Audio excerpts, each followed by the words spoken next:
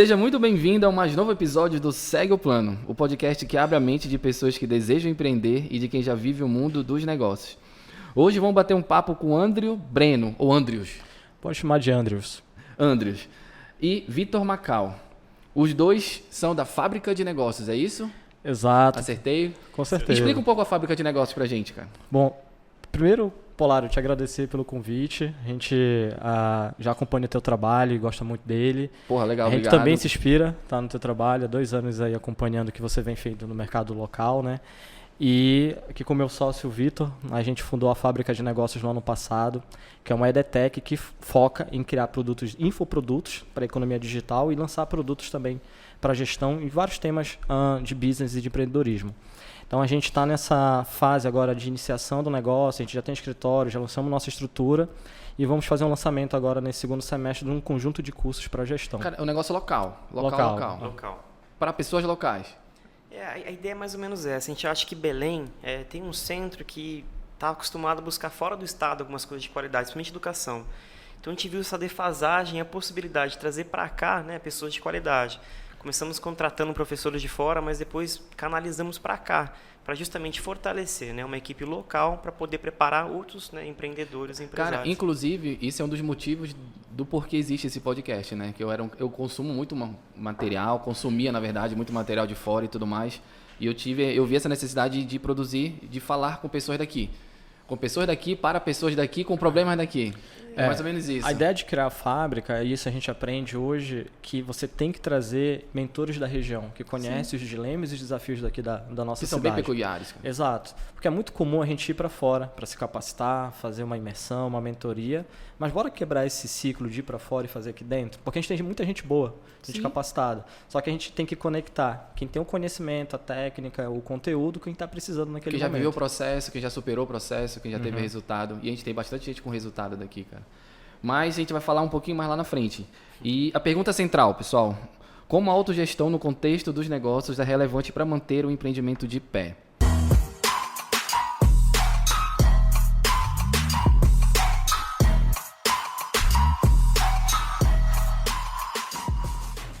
Como é que faz? Quem começa? Olha, eu vou primeiro dar uma mensagem que ela é central para você ter autogestão. Você tem que saber dizer não. Cara, eu falo, foca em dizer não, velho. Essa palavra ela é libertadora. Steve Jobs tem uma frase que eu sempre lembro dela e também compartilho, que ele diz: dizer não é fácil, agora dizer não para as boas oportunidades que é difícil. Então, para você ter autogestão, você precisa aprender a conviver com não, porque é muito fácil a gente dizer sim, né? E a maturidade também de negócios, ela vai te ensinando a cada vez dizer não, avaliar o que importa para você, se está ligado à tua visão de longo prazo, etc. Então, autogestão começa com o não.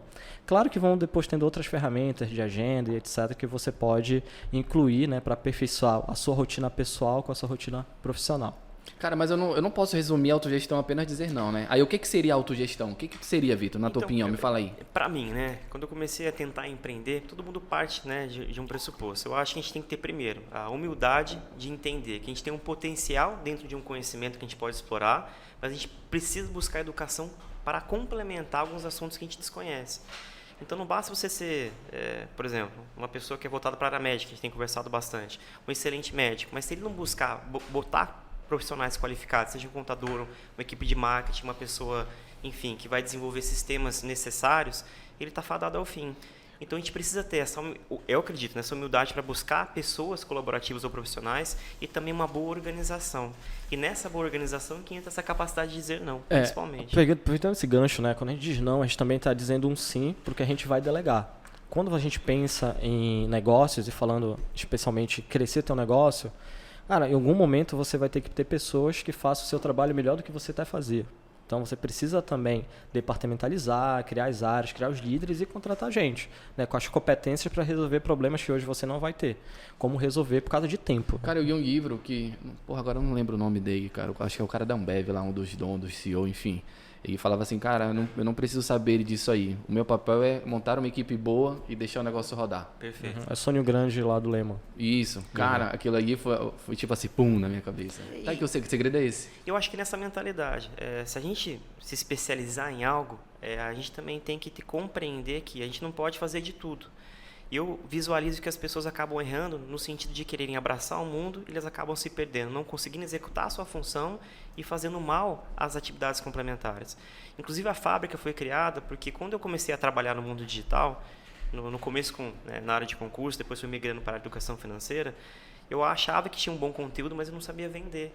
Então, e a gente tem aquela presunção, não abre um Instagram, faz uma mídia patrocinada, as coisas caminham por si só. Todo mundo acha que vender é abrir a porra do Instagram, impressionante. Cara, esquece relacionamento, outros canais. Enfim, e existe o especialista de vendas, existe o especialista tributário, existe o especialista de marketing. A gente precisa compreender isso para poder buscar essas pessoas.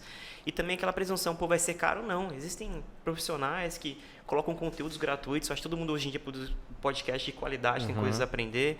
Então, para mim, essa humildade de poder buscar o que você não sabe e ter essa organização para que você possa crescer devagar, poder dizer não, enfim, saber delegar. E essa organização falta também, porque as pessoas acabam tendo um pouco de ansiedade de querer fazer demais e acaba, se desestruturando ao longo do caminho. Tu acha que isso crescer devagar é um pouco do momento que a gente vive? Que a gente vive um momento muito acelerado, né, cara? De pequenos prazeres aí. O TikTok é a prova disso, né? A gente não consegue esperar a coisa acontecer. Porque, ó, isso aqui onde a gente está hoje, isso aqui é fruto de 8 anos, pô. As pessoas acham que foi da noite pro dia, não foi. É difícil. Tu acha que essa ansiedade atrapalha a gente? Tu acha que um dos maiores desafios da autogestão é controlar essa ansiedade, cara? Olha, eu tenho uma visão hoje que o cara que é empreendedor, ele tem que dedicar um tempo para a inteligência emocional dele. Porque a gente não deixa de ser um ser com reações bioquímicas. Vive aí a estímulos como de dopamina, adrenalina, etc. E o teu exemplo de ter um negócio de pé já há mais de 8 anos é um exemplo de visão de longo prazo. Porque a gente consome conteúdo na internet e conta as histórias bonitas, o lado bonito. Mas por trás disso existe muito sacrifício, perdas, momentos difíceis, etc. Gravações então, que não vão pro ar. Não vão pro ar, momentos de trabalho até a noite, etc. Coisas que deram certo, coisas que deram errado. Então, pensar a longo prazo é para poucos. Porque a visão de longo prazo, a gente também não é educado na nossa formação de base, né? E hoje, com uma cultura imediatista de tudo rápido, e essa geração também que está entrando no mercado de trabalho, que é a geração que tem tudo muito fácil, hoje você utiliza uma inteligência artificial e você já tem respostas rápidas, mas você nem procurou essas respostas, não estudou e etc. E geralmente são respostas rasas, né? Bem superficiais. Exato, são superficiais e não profundas. Então, a visão de longo prazo para um negócio, eu vejo nessa linha de você primeiro saber controlar as emoções e ter muita paciência de que é um passo de cada vez, para assim você ter um negócio grande, perpétuo, né? E que seja sólido, ou seja, como um Telpo teu que já tem 8 anos de mercado. Eu falo, nas grandes tempestades, só as grandes árvores se sustentam, né? Os galhos, né, sempre acabam voando. E voam mesmo. Então, essa questão de organização é fundamental. Eu sempre puxo um pouquinho para a educação financeira, né? É algo que eu gosto bastante. Que a gente precisa aprender, no processo de crescimento, sempre, né, se organizar para ter recursos, tempo para adversidades. Grande parte do que a gente faz é ter que lidar com adversidades, ter que lidar com problemas. Então, se a gente não está preparado para essa questão, a gente não vai conseguir progredir. Então, as histórias que são contadas são de sucesso, mas é até bem interessante analisar todos os inúmeros casos que não deram certo, até de pessoas muito capazes que acabam se perdendo num processo de expansão, que acabam se perdendo nesse processo de querer, não digo economizar, mas buscar o caminho mais fácil. Então, as pessoas que se organizam, acho que elas têm a possibilidade de vencer todas as estações, né? E chegar no longo prazo. Mas tu achas que essa questão delas desistirem, cara, tem mais a ver com falta da evolução na autogestão? Porque a autogestão, para mim, não é só, sei lá, saber lidar com pessoas, não é só saber ver um número, controlar números, entrada e saída e tudo mais. Tem mais a ver se controlar, né? A autogestão é se controlar, né? Uma vez eu li que, quando tu decide fazer o que tu não quer fazer, tu é livre. O pessoal fala, Ricardo, que viagem é essa? Mas cara, quando eu faço o que eu não quero fazer, aí sim eu estou decidindo fazer. Então eu sou livre o suficiente para decidir aquilo ali. Eu não me levo só pelas emoções, pelos prazeres e tudo mais. Aí eu te pergunto, quais são as habilidades que eu tenho que desenvolver na visão de vocês, assim, cara, para ser realmente um cara com uma autogestão quase de excelência, cara? Além da inteligência emocional que vocês falaram. Eu vejo da seguinte forma, que você precisa desenvolver bons hábitos. Os bons hábitos, eles vão te dar constância, vão te dar rotina e vão te dar liberdade ao final. Então, hábito bom, porque todo hábito bons bom... Bons hábitos, já falaram. Exato. Não é qualquer hábito. Exato. Ele vai te trazer hábitos complementares. Bora para um exemplo simples. Você decide fazer academia. Que academia? Você vai lá no início, você não gosta, cansa, o teu corpo fica dolorido, você, depois de um mês começa a ver o resultado, depois de 3 meses, só que ele vai te trazer um hábito complementar, que é o lado cognitivo. Você vai pensar melhor, você vai produzir melhor. Então, em que momento da minha vida, eu falo da vida pessoal, que influencia na vida corporativa, no CNPJ, eu estou cuidando de mim, para ser um profissional de alta performance. Outro ponto, qual é o momento que eu estou dedicando para estudar, para me capacitar, na minha rotina? Cara, é trabalhoso pegar um livro, ler, fazer uma pesquisa, mas cada vez que você fizer, você vai trazendo mais conhecimento para si e depois pode compartilhar para o seu negócio. Então, eu tenho que escolher bons hábitos e parte disso, um hábito também de cada vez. O cara que quer mudar da noite para o dia, ele não vai conseguir, porque conseguir um hábito já é difícil, Já imagina dá trabalho 2 pra ou porra, 3. imagina quando botar 3, 4, cara. E complementando, né? Aquela frase, né? O seu pensamento gera uma ação, a sua ação um hábito, né? E o seu hábito, de fato, uma rotina. A gente precisa desenvolver isso não só na questão empresarial, mas em relação à vida, em relação a relacionamentos, porque é esse pensamento no longo prazo e nessa disciplina que a gente consegue construir coisas sólidas. E que você falou em relação ao estudo, né? Eu acho que a pessoa ela cresce no momento pós-comercial. Quando você executa essa função, você não tem tempo de avaliar o pró, o contra, você não tem tempo de se reconstruir no processo de estudo. Então, seja a área que você está, a sua vida ela vai ser determinada no crescimento, no que você faz à noite, o que você faz no final de semana, o que você faz no feriado. É o processo de renúncias. Então, essa questão de disciplina, essa questão de renúncias, eu acho que acaba moldando um caráter resistente a qualquer adversidade. Cara, eu acrescentaria assim, não é o que tu faz, é o que tu faz de maneira reiterada por meses. Perfeito. Até meses virarem anos, porque a pessoa vai e desiste. Tipo, falaste um exemplo, malhar. O cara quer emagrecer, malhar, o cara paga e a academia vai 1, 2, 3 semanas, cansei, desiste, não tô tendo resultado, porra. E aquele dado, né? Alguns dizem que o hábito ele se cria em 21 dias, mas outras pesquisas já mostram que são em 66 dias. Então, 60 dias, 66 dias fazendo a mesma coisa não é fácil. Não é. Só que depois que você consegue alcançar um hábito, você vê que é possível. Aí você vai para o segundo, vai para o terceiro, vai para o quarto e assim por diante. Cara, mas para dentro de um negócio, cara, qual vocês acham que uma habilidade de autogestão assim, que a gente precisa desenvolver para ter uma autogestão lá na fábrica de negócios? Cara, uma coisa que a gente tem lá e a gente adota é a matriz de Ansover. O que é a matriz de Ansover? Você tem ali eixo X e Y, em que o que está mais para cima é importante, o que está aqui mais para o ponto lateral é urgente. A gente toma as nossas decisões avaliando o que se coloca no quadrante importante e urgente. E a gente foca a nossa energia ali. O restante a gente distribui. Por exemplo, a gente vai fazer em outro momento, a gente não vai fazer e outras coisas a gente delega para alguém fazer. Então, a tua visão ela começa a partir de planejamento, do que é importante e urgente para o teu negócio e para você. Né? E muitas pessoas elas não fazem o planejamento, Polário. Elas vão fazer no dia a dia executando. Elas vão reagindo. Reagindo. Né, é bacana o conceito de primeiro crescimento, depois ordem, etc. Mas em algum momento isso vai colapsar. cara, tu concordas com isso, André? Cara, eu tenho um pé atrás desse conceito, eu fico, assim, cara, não sei. Quando eu tô com o meu chapéu mais para vendas, cara, bora progredir. Foda-se. Vamos Vende, com tudo. depois a gente entrega. Depois pede desculpa e etc.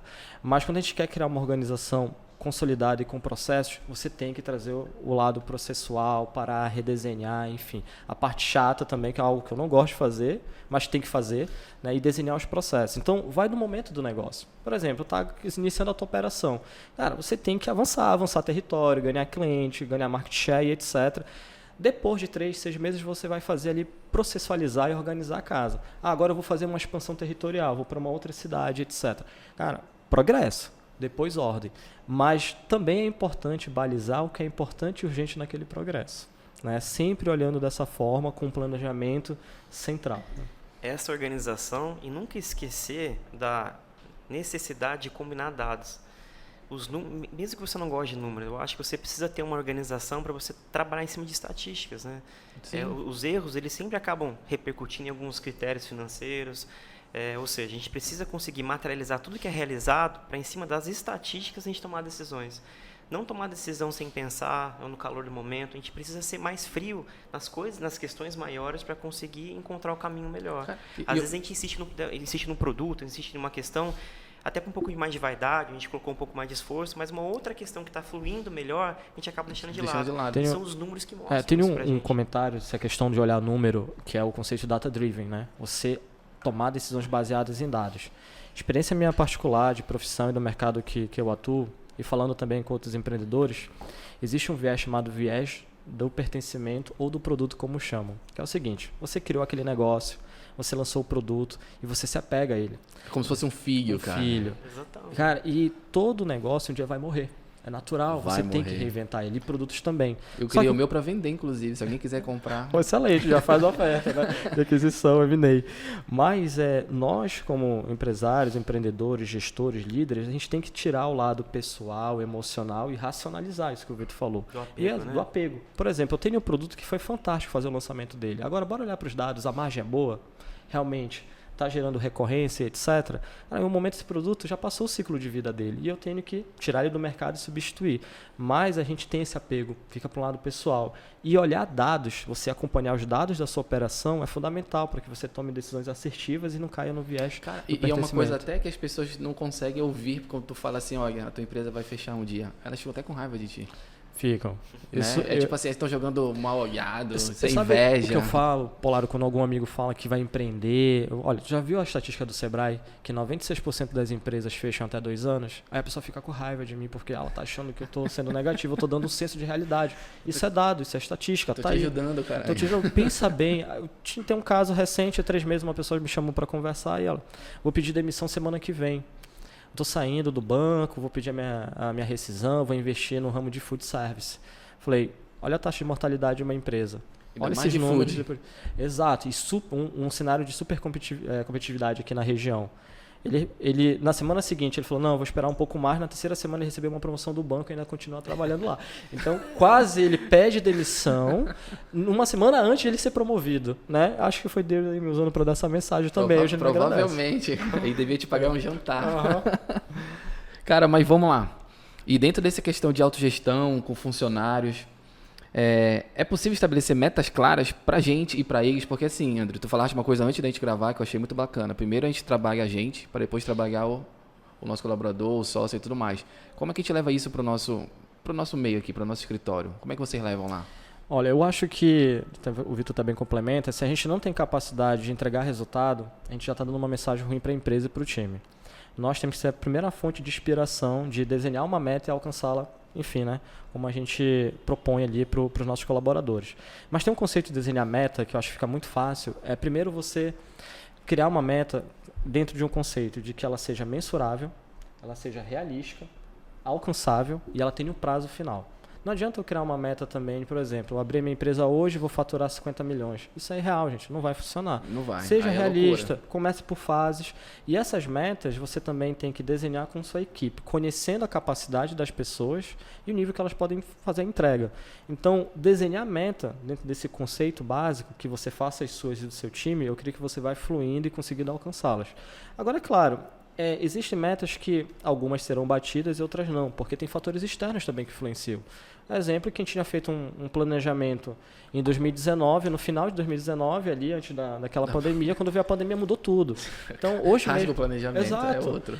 Aí vem uma característica também do empreendedor, do empresário, do gestor, de estar adaptado, de ter condições de se adaptar a questões externas, né? Ou seja, ver o impacto econômico, financeiro. Ser adaptável, né, cara? Exato, e como ele pega a emoção e separa e racionaliza e replaneja. Porque todo dia, cara, é um dia diferente. Pode ter uma situação de inflação, uma situação de uma guerra na Ucrânia que influencia preços de commodities aqui na região. Cara, uma vez eu vi, cara, que o não é o melhor que fica, é o mais adaptável.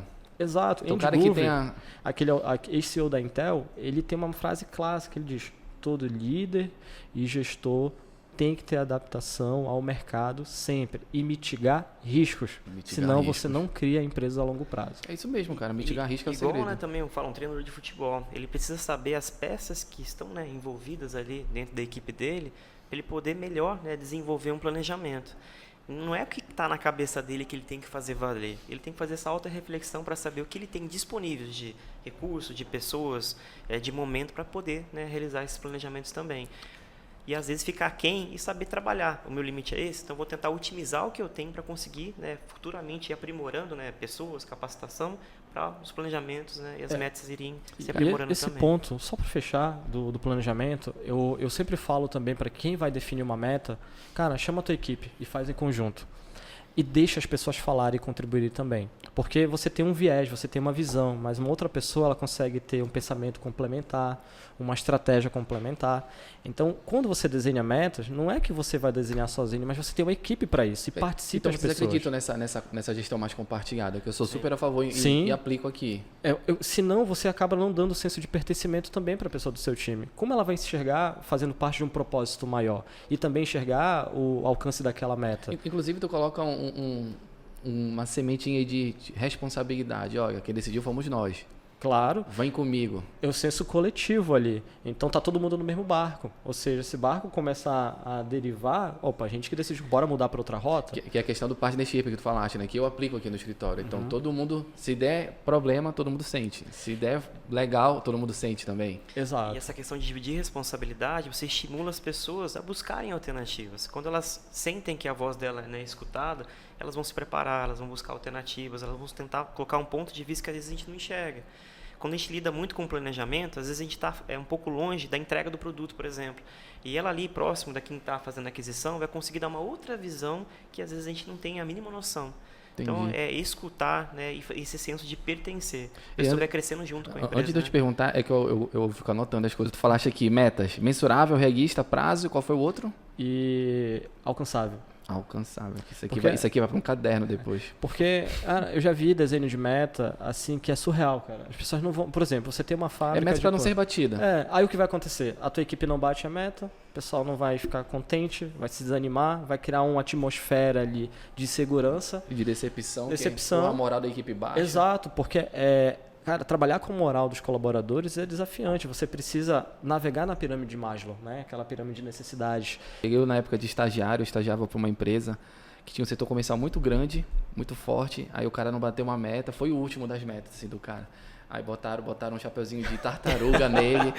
Lá veio o fulano. Cara, isso virou um processo, cara, um assédio e tal. Pessoal, não façam isso.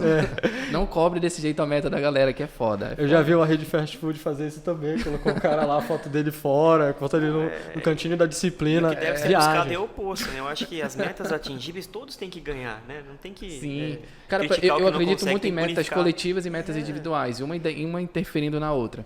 Mas eu acho que é um tema para um outro podcast. Cara, voltando, senão a gente vai ficar falando aqui coisas aleatórias. Cara, sobre a autogestão e tudo mais. A gente falou que coloca meta, que ajuda o colaborador e tudo mais. Mas sobre ferramentas para esse colaborador. Por que eu te pergunto isso? Porque eu entendo assim, onde nós estamos, demoramos muito tempo para chegar.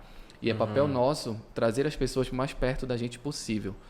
Aqui no escritório, a gente tem algumas ferramentas, como eu apresentei para vocês o Marcos, que é terapeuta de negócio, a gente tenta conversar. A gente tenta levar outros conhecimentos, tipo PNEG. Eu tenho muita reunião, um para um, que chamam, né? Eu sempre levo as pessoas para tomar café comigo, sento, pergunto, e não só de negócio, mas da vida, porque eu acho que eu tenho que ajudar as pessoas a se desenvolverem. Vocês têm algumas ferramentas próprias de vocês? Bom, eu uso um esquema que ontem eu estava até desdobrando lá no escritório, que primeiro começa com feedback diário. Feedback diário é a melhor ferramenta. Você sempre está próximo ao seu colaborador. Bom, ele fez uma atividade que foi muito acima da expectativa, deu certo, etc. Parabeniza. Tem uma correção ali no caminho, dá um feedback de melhoria, etc. Segundo, one-to-one. Essa também é uma ferramenta excelente. Você reserva 30 minutos da sua agenda uma vez por semana e você tem uma conversa aberta, uma conversa que você vai falar da vida pessoal e profissional. Você vai escutar o cara. Só fazer um parêntese. Quando você é líder e gestor, você já não foca em você foca nos outros. 70% da tua agenda é para as pessoas do teu time, 30% para as tuas atividades. Então, se você não consegue dividir... É fazer a máquina rodar. Exato. Você não é gestor, porque o teu tempo é para os outros, né? Tu és o lubrificante da máquina. Exato. Então, o one-to-one é a segunda ferramenta. Terceiro, eu uso o PDI, Plano de Desenvolvimento Individual, com prazo de 6 meses. A gente desenha algumas metas pessoais e profissionais. Quais são as pessoais?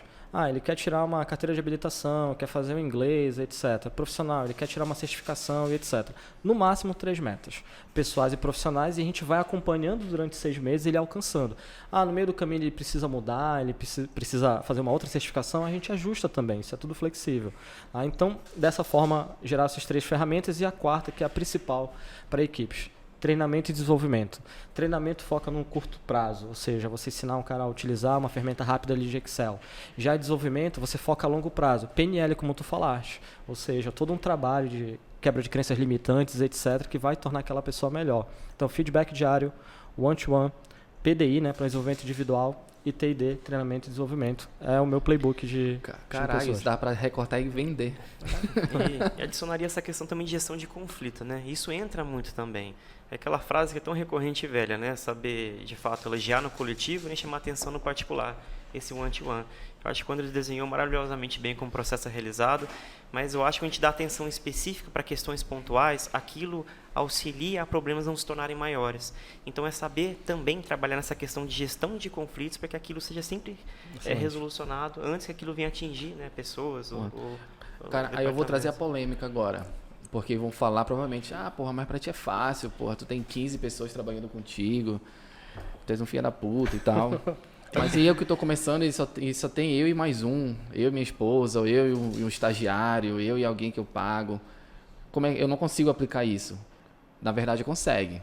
Aí a pergunta que eu vou fazer é a polêmica. Como é que o cara que tá no operacional consegue ser gestor e aplicar essa autogestão nele e no colaborador dele? Cara, eu acho que é o seguinte, todo mundo que começa no meio empreendedor, ele é eu empresário, sozinho, ele é eu equipe. Não vai fugir disso, a maioria é. Se tiver um, é sorte. Tu tá falando uma estatística até boa, porque se tiver alguém para ajudar, é fora da média. Porque ele faturando bem. Ele vai fazer comercial, ele vai fazer financeiro, se ele tem um produto, ele vai produzir, etc. Só que entenda que você precisa desenhar o seu foco, como eu já falei, né, aqui. Você vai começar, por exemplo, um carrinho de lanche. Cara, você não vai fazer 5, 10, 15 itens do carrinho, foca só em 3. Faz bem feito. Conseguiu consolidar aquela operação, você amplia e ao mesmo tempo verifica se consegue trazer alguém para ajudar você no negócio. Então, você não vai fugir de fazer muitas tarefas, mas você vai ter que priorizar as tarefas mais importantes e também focar no produto ou serviço que possa dar uma receita. Complementando, tem a lei de Pareto, acho que vocês já ouviram falar, né? 80-20. 80-20. Foque em 20% das atividades que vão dar 80% dos resultados. Por exemplo, se você é um carrinho de pipoca, você pode ter 10 tipos de pipoca, mas a pipoca salgada e doce que mais vende só faz isso durante um bom tempo. Depois você vai ampliando a sua operação. Então, é o poder do foco no que você pode fazer melhor com os recursos que você tem. É aquilo que a gente falou, né? É saber dizer não. Foca no que dá certo, Exato. não em oportunidades boas. E tem que ter também, Polaro, paciência. É aquilo que a gente fala de visão a longo prazo. Você inicia uma operação, no primeiro mês, ela talvez não dê lucro ainda. No segundo, já deu para pagar uma continha e sobrar um pouco. No terceiro, tá ali, já sobrevivendo. Mas, cara, vai aos poucos, vai com paciência. Depois de um ano, você pode cada vez profissionalizando, agregando mais pessoas. É curioso, tudo se volta à organização, né? Eu acho que nenhuma atividade ela funciona sem ter um bom financeiro, sem ter uma boa questão de marketing, sem ter um sistema de vendas. Sabendo disso, tem que se capacitar. Existem muitas coisas de qualidade hoje em dia na internet que você consegue nem com E gratuito, YouTube. Cara. Então, se capacitar com curso, ter referências. Hoje em dia, uma pessoa procurar, seja quem for aqui, para pedir uma ajuda, todo mundo tem um intuito comercial, mas ninguém se nega a ajudar. E, pessoal, é referência, né? Copiar. Então, e caso você já tenha um privilégio de ter mais uma pessoa, ter divisão de competências. Não dá para todos quererem fazer tudo. É tentar ver qual a maior aptidão, né, dividir as competências e manter o feedback constante. As decisões em conjuntos, mas cada um vai realizando aquilo que tem maior aptidão. Vitor, tu falaste uma coisa legal de delegar. Eu vejo muito aqui, pelo menos no nosso banco de dados, aqui nos nossos clientes e tudo mais, eles, por serem gestores, acharem que eles têm que controlar tudo. Cara, a gente não vai conseguir controlar tudo. A gente realmente tem que se desapegar de algumas coisas. Porra, mas Ricardo nunca vai fazer do meu jeito. E essa que é a graça da vida, porra. Né? Porque tu és individual, tu és um único. Deixa ele fazer do jeito dele. O resultado vai chegar onde tu queres. Então, se ele vai fazer 1, 3, 2, 5, foda-se. Mas deixa o cara fazer. Só que eu vejo a galera se prende muito nisso aí, cara. Tem que ser do meu jeito. Se não for do meu jeito, tá errado. E eu falo que às vezes o perfeccionismo não só impede um crescimento, mas pode ser até uma morte de um empreendimento. Cara, é melhor feito do que perfeito. Cara, então para tatuar esse eu gosto dessa frase porque, complementar, Vitor, nesse ponto, eu já passei por isso, Polaro. Cara, eu comecei uma empresa do zero, cheguei a virar sócio dela, né, uma outra startup. Comecei como estagiário, comecei como auxiliar, analista e virei diretor e sócio. Mas a minha grande mudança foi quando o meu mentor, também sócio fundador dessa empresa, falou, olha, ou tu desapega, senão tu não continua com a gente, tu não vai crescer. Então fui me capacitar, fui aprender a fazer condução de cultura e liderança e formar pessoas. Hoje é impressionante, uma reunião comercial que eu fazia muito bem, assim, apresentava a empresa, etc. Hoje tem uma pessoa que faz melhor do que eu, porque ela tem as habilidades dela, ela viu a minha experiência, consolidou com as dela, né, a habilidade que ela tem e, cara, criou o estilo dela. Né? Então, a gente cria negócios para a gente ter a capacidade de tirar férias. Porque se a gente não consegue tirar férias é porque a gente criou um negócio problemático. A gente vira funcionário da gente mesmo, Exato. cara. É foda. Aí o estresse vem. E bem aquela pontuação, né? Num resumo, tá sozinho, estuda e trabalho. Tá com duas pessoas, divida competências e tomam decisões em conjunto. E o processo de crescimento tem noção, né? Existe menor aprendiz, existe estagiário, ou seja, você pode ir contratando dentro da sua possibilidade e ir moldando aos poucos e delegando aos poucos. Que você só vai crescer, como a gente tem falado, se você conseguir construir uma boa equipe, né? Eu nunca faço agenda na segunda ou terça-feira. Eu faço a minha agenda aos finais de semana. Qual é o objetivo de fazer o final de semana? Porque eu planejo a segunda, terça, quarta, quinta e sexta, horário que eu vou falar com a equipe, horários que eu vou ter reunião com clientes e deixo também horários vagos, tá? Porque, enfim, vão surgir emergências, vão ter mudanças de agenda, é natural. A vida é fluida, como dizem. É fluida, exato.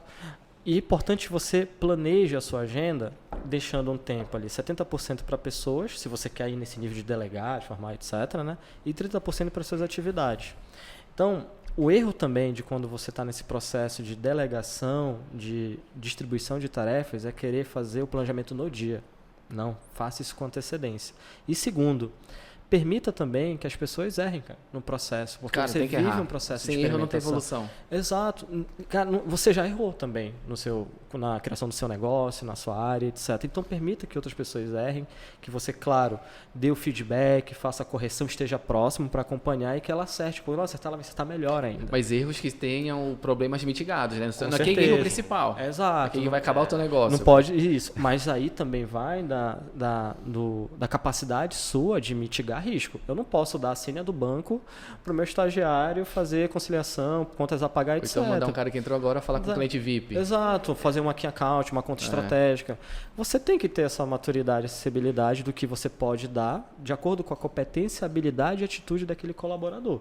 Você tem que enxergar isso. Caso não, você vai viver para a empresa, você não vai tirar férias, você vai ter problemas na família, no lado até espiritual e físico. E aquela questão, jamais, né, tomar uma decisão frente a um erro de maneira explosiva. Eu acho que a pessoa, um bom funcionário, que uma primeira oportunidade de erro que ele tem, ele é mal conduzido, ele pode se fechar, ele pode começar a ter medo de realizar alguns processos, ou seja, a gente também tem que se moldar nesse sentido para no momento certo, de fato, conseguir conduzir principalmente erros, né? Fala, gestão de problema, de risco, ela é muito importante dentro de uma empresa, né? Eu complementando esse ponto só do colaborador, eu acho que tem uma etapa inicial para você que quer desenvolver uma empresa escalável, uma empresa que você possa delegar em pessoas trabalhando ali ativamente, é que você tenha um bom onboard dessa pessoa na sua empresa. Quando você contrata alguém, você tem que ter tempo para fazer aquela pessoa passar pelas áreas. Ambientar, para quem não sabe, onboard é ambientar. Exato, perfeito, ambientar. Você não pode chegar e começa a executar. Calma. Faz a pessoa conhecer os líderes das áreas, faz ela sentir a cultura, faz ela vivenciar um dia a dia da operação e etc. Né? E, consequentemente, depois ela vai ali rampando, ou seja, evoluindo nas atividades dela. O onboard, né, essa ambientação, é um fator, cara, decisivo para que aquela pessoa dê um bom match com a tua organização. Porque na etapa de recrutamento e seleção, beleza, avaliou o currículo, fez um teste psicológico, etc. O hard skill tá ótimo. Agora... Mas é o comportamental que vai ser no dia a dia, o soft skill.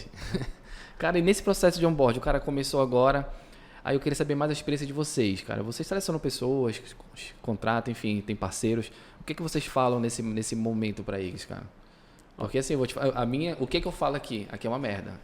Aqui é horrível, aqui é trabalho. O pessoal tá de prova, é sério, pergunta pra galera.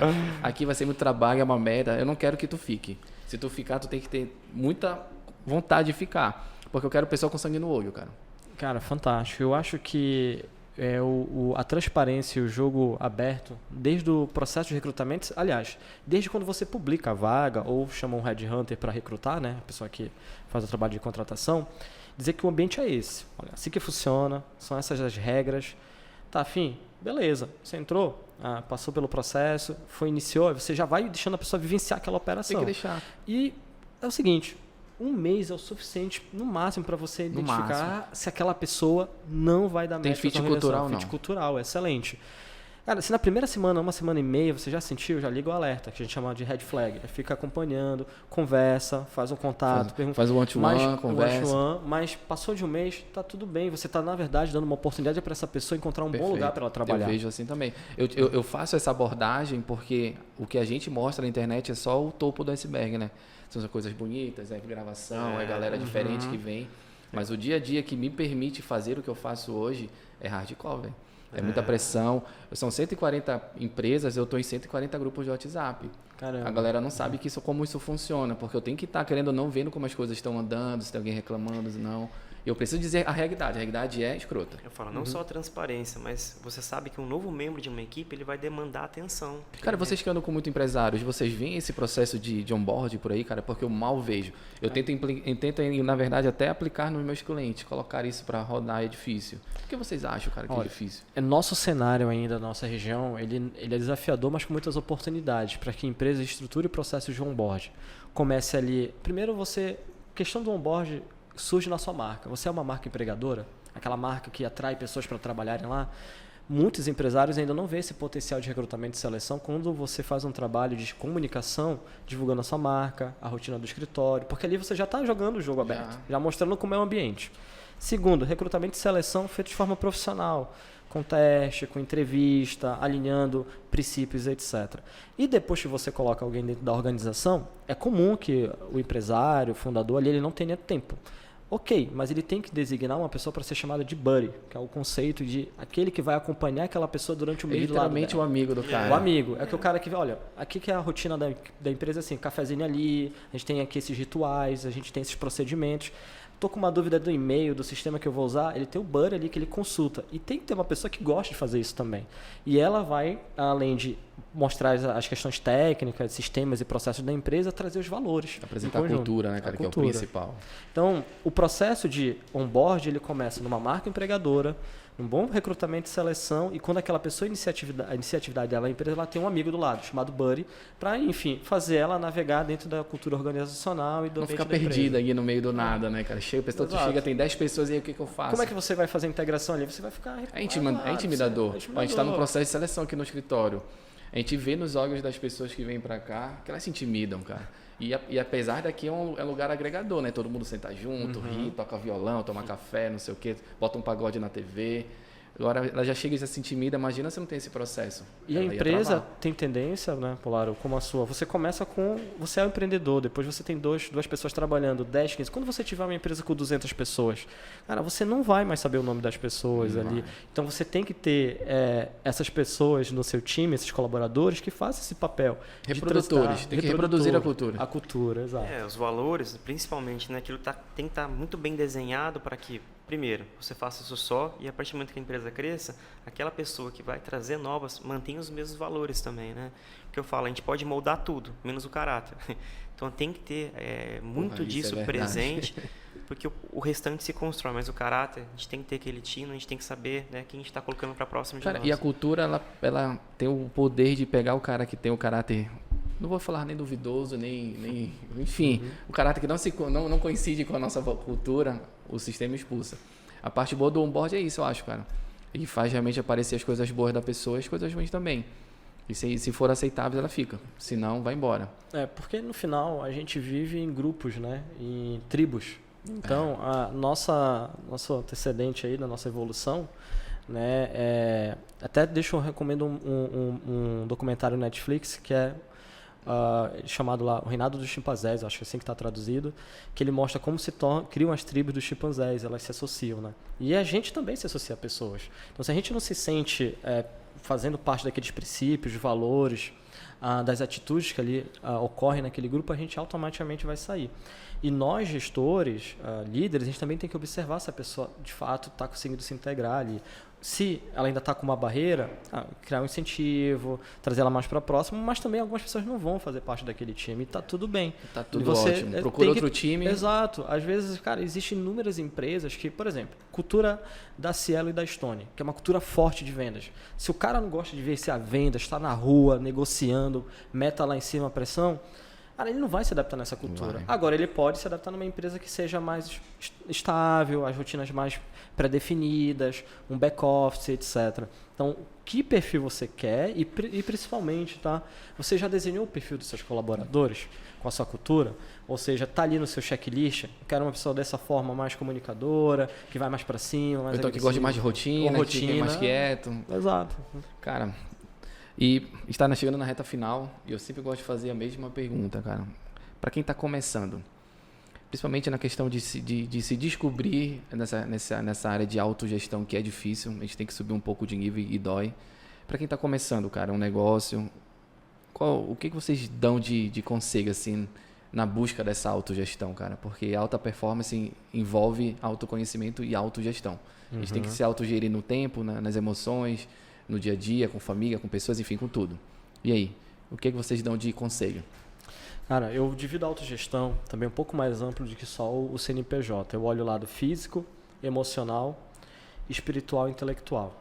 Cara, e faço uma autocrítica. Como está o meu lado físico? Corpo, etc. Emocional. Emoções, né? Meus sentimentos. Como está o lado familiar, espiritual? Estou com a minha espiritualidade em dia, etc. E intelectual também. Você vai observar que nesses quadrantes você está um pouco melhor em um e outro. E fazer uma avaliação, né? E dependendo do momento em que você vai abrir um negócio, talvez seja mais necessário você colocar mais energia no lado físico e intelectual. E tá tudo bem, tá tudo certo. E tá tudo bem, porque não vai existir um equilíbrio. Ou seja, o segredo é a busca dele. Né? Exato, isso mesmo. E a busca eterna, a né? busca infinita. Eterna. Então, se avalie no momento que você está. Por exemplo, eu estou bem até de saúde, cara. Se eu ainda não estou bem, dá uma revisada, planeja para depois. E o meu lado emocional? Porque o teu lado emocional ele tem que estar muito forte, cara, para empreender. Porque você vai ter dias difíceis pra caramba. E o espiritual? O intelectual, você sabe as ferramentas, você procurou capacitação, você dedicou pelo menos ali 2 horas de YouTube para ver quais são as ferramentas que empreendedores utilizam, tá escutando esse podcast aqui para pegar informações. Então se avalie e seja muito sincero com você. Se você está pronto para encarar os desafios, porque a nossa mensagem aqui é difícil, não é fácil, a gente joga jogo transparente. É difícil pra caramba. Então, se você topou, beleza, vá com tudo, acreditando. E para fechar nesse quadrante que eu falei de autoavaliação, tenha rede de apoio. Polar, é fundamental você ter pessoas que lhe apoiem e lhe incentivem. E lhe dê conselhos também, conselhos verdadeiros. Olha, tá errando ali, tá acertando aqui. Porque a gente não chega sozinho se a gente não tiver pessoas com a gente. Cara, tu acha que tem que ser pessoas que já construíram algo ou não? Não, eu creio que não necessariamente. Eu acho que conselho ele pode ser de uma pessoa que está iniciando a carreira, mas, por exemplo, se você está falando com um jovem que é nativo digital, cara, no digital ele tem várias ferramentas que ele pode ensinar, por exemplo. Mas quando você precisa de um conselho mais financeiro, etc., você já procura uma pessoa mais madura, enfim. Então, eu não determino que seja, assim, por idade, geração. Porque até mesmo maturidade não condiz com idade. Tem gente aí de 40, 50 anos com atitudes... São eternos adolescentes. São os jovens e as crianças ainda. É o adulto maturo, né? E só para acrescentar, né? Voltando para o lado da educação financeira. Grande parte dos problemas que existem são financeiros. Então, se você não tiver preparado um planejamento financeiro para ter noção quais são os seus custos fixos, variáveis, aquilo tem que estar no papel, aquilo está muito bem organizado para que você consiga ter resiliência nos momentos de dificuldades. Quem faz um empréstimo para abrir um negócio já não é um bom momento para se começar. Quem tem poucos recursos tem um pouco mais de paciência, ou seja, esteja preparado para as adversidades. Quem não tem um colchãozinho ali financeiro, ele está fadado a perder tudo que ele guardou em um pouco momento. A pandemia mostrou isso, né? Quantas pessoas fecharam? E essa rede de apoio eu falo, uma analogia sempre. Uma pessoa que não consegue muito bem gerenciar uma questão familiar, ele vai ter dificuldade de gerenciar um outro grupo que faz parte dele. Então, tem essa transparência de sempre dividir com as pessoas mais próximas quais são os seus objetivos, como que vai ser sua futura rotina. Eu acho que a compreensão é fundamental. Você vai ter que renunciar muito tempo da sua vida com as pessoas importantes. Então, o conselho que eu dou é justamente isso. Esteja organizado financeiramente, porque o maior problema é o financeiro, e esteja preparado com essa rede de apoio no sentido que, por mais que não vão estar ali presentes, mas entendam suas ausências, entendam que vão ter momentos difíceis, porque esse apoio vai ser fundamental para que você tenha mais energia para se dedicar à sua atividade. Porque aquela pessoa que está começando um negócio que o companheiro não apoia, ou que os pais não concordam, ou seja, ele vai ter um desgaste no trabalho, voltar um desgaste na família. Pô, isso tá ferrado. Não dá. E acontece muito, na Demais, verdade. Muito, porque a gente, embora o empreendedorismo que move o Brasil, a gente ainda não tem uma cultura empreendedora, né, forte. Essa é a realidade. A gente tem muitas crenças limitantes que diz ali, é arriscado, vai fazer um concurso público, é mais estável, tu não vai se E preocupar. é um empreendedorismo de necessidade, na maioria das vezes, né? Se não me engano, o único estado que está começando agora a ter empreendedorismo e educação financeira na escola básica é São Paulo. Espero que isso, né, perpetue. A gente vai trazer isso para as escolas, com certeza. É Pará, uma necessidade. a gente consegue, daquele, cara. cabe a todos nós dividir um pouco de conteúdo e se dedicar a isso também, Porque né? aquela estatística, né, Vitor? O Polaro conhece também. 96% das empresas que geram empregos, né, são as micro e pequenas empresas. Cara. É o motor do Brasil, cara. Né? É o Quem motor. contrata, É o quem motor. arrecada, quem faz economia. É aquela empresa que tem 2, 10, 15 funcionários. funcionários.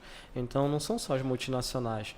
E essas empresas, elas que seguram o PIB brasileiro, geram serviços e produtos, né, com capilaridade e numericidade Brasil afora. Então, só somando isso que o Vitor falou, né, para concluir, tenha uma rede de apoio certa, porque também nós somos reflexo do ambiente que a gente frequenta. Muito. Se a gente está perto de pessoas positivas, com visão, cara, que jogam ali um jogo para você de ajudar a crescer, você já tem o principal, cara, porque você tem gente que acredita. Aí, pô, rede de apoio. Então procura a fábrica de negócios, é isso? Com certeza. E o Grupo Polaro também, assim, a fábrica de negócios está sempre aberta lá no Moage para a gente trocar ideia de negócios, dar conselhos também, fazer conteúdo. Tomar um café com a gente. Um café. A gente fala de gestão, na área de liderança, finanças e também muito a parte de vendas. Aí falando já da fábrica de negócios, já para a reta final aqui, para vocês apresentarem o negócio, o cara só chama vocês onde, procura onde? Perfeito. A gente tem o Instagram, fabricadenegócios.tech, pode mandar um DM, lá também tem nosso site, para ele clicar no hiperlink, aí vai para o nosso canal do WhatsApp que tem um especialista que vai receber ele. E a gente entende o momento ali do empreendedor, da pessoa, se ela precisa de um curso, de uma capacitação, se ela precisa de uma formação mais específica ou simplesmente só de um bate-papo para um direcionamento. Às vezes o cara só quer bater um papo com alguém que já produziu, construiu Exato. algo. E o nosso objetivo, Polar, é fomentar o ecossistema empreendedor. Né? A gente entende que a nossa região ela precisa ter esse ecossistema com vários coworkers, várias empresas criando conteúdo, vários escritórios ali fazendo consultoria, etc. Porque senão a gente vive num cenário de competição, que é o que a gente não quer. A gente quer um cenário de colaboração e tem mercado para todo mundo. E o capitalismo hoje é colaborativo, cara. Uhum. O cara que é competitivo, isso ficou lá nos anos 90, 80, eu acho. Ele não sobrevive, né? Não sobrevive mais. Até porque você pode ser, né, um contador, né, na mesma área, mas um ser especialista em uma determinada função e você em outra. E pode ter essa colaboração de negócio.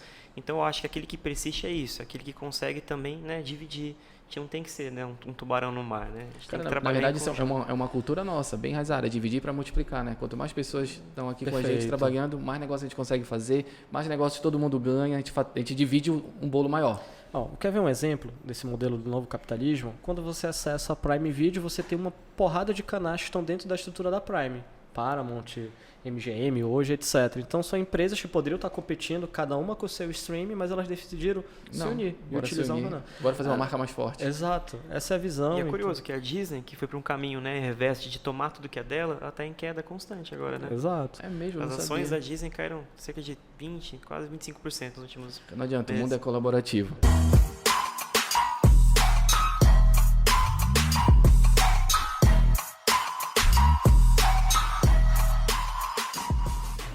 Mas, pessoal, reta final. Obrigado. Obrigado, André. Obrigado, Vitor. Querem falar alguma coisa, deixar algum recado? Esse é o momento. Cara, eu deixo uma frase que eu sempre falo. Se você quer ir rápido, vá sozinho. Se você quer ir longe, vá acompanhado. Essa é a visão para quem quer criar grandes negócios, perenes e com uma visão de impacto. Pô, legal. E aí, Vitor? É só agradecer a oportunidade, né? Acho que você está começando nesse mundo, como a gente falou muito aqui, organização, resiliência e humildade para você sempre buscar parcerias, estudo, conexões. Eu acho que a gente só vai conseguir ter esse crescimento se a gente se colocar, se a gente se jogar. Não tenha receio, mas cresça, né, organizado. Eu acrescentaria, aprenda a dizer não. Com certeza, como começamos. Né?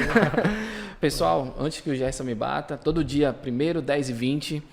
E esqueci de falar uma coisa, Gerson. Compartilha. Cara, compartilha esse episódio. Pra mim foi uma aula, anotei pra caramba. Peguei essa questão aqui de ferramentas, ó. Plano, PID, né? PID? PDI. PDI, desculpa. Feedback Diário. one-to-one, treinamento, desenvolvimento, gestão de conflito. Isso eu vou tentar começar a aplicar agora, inclusive, aqui no Grupo Polaro. Foi uma coisa nova pra mim, bem legal. Então compartilha com amigo, compartilha com a mãe, com o pai, enfim, com quem tu acha que tem que compartilhar essa porra. Porque vamos desenvolver, até porque a COP tá vindo e a gente não pode deixar essa oportunidade passar. Muito dinheiro vai vir. Perfeito. A questão é, ele vai ficar? Boa. Essa que é a reflexão que eu tento trazer todos os dias. Então é isso. Pessoal, obrigado pelo tempo de vocês. E é isso. Valeu, Polaro. Agradeço também o seu tempo. Agradeço você e a equipe tá aqui por trás trabalhando, né? Que é, E abraço. sensacional.